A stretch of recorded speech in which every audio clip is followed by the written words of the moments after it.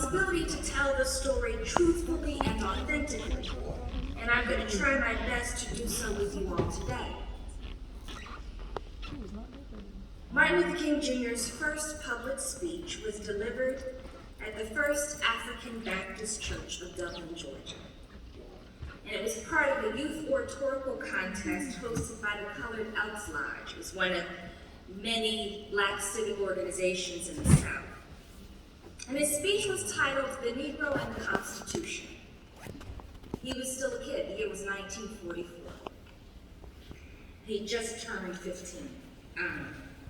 And he was appropriately eloquent, as we might imagine. He was, after all, the son of a distinguished preacher, and he had been raised in a culture that valued elegance in both speech and deportment.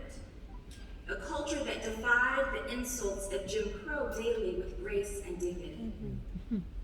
And the speech he offered was an argument.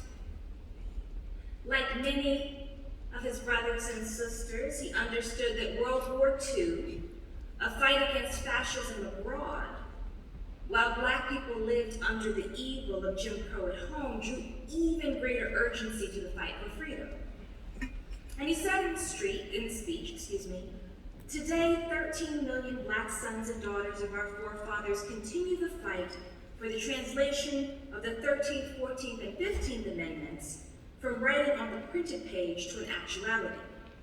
15 now. We believe within that if freedom is good for any, it is good for all.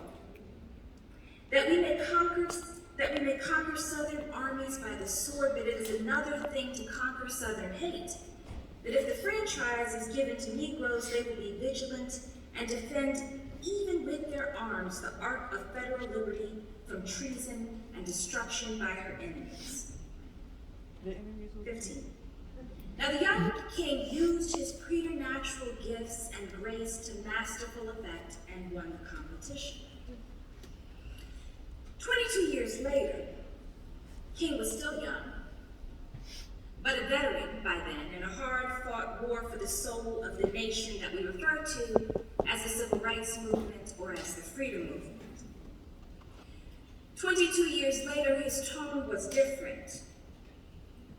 He was still making arguments, intellectual arguments. He was still eloquent, but he grew more thunderous and poised. Righteousness overtook the formal call to reason. He had become unflinching, wizened, ever more insistent upon the moral urgency of the fight for freedom. And that's where I want us to sit today.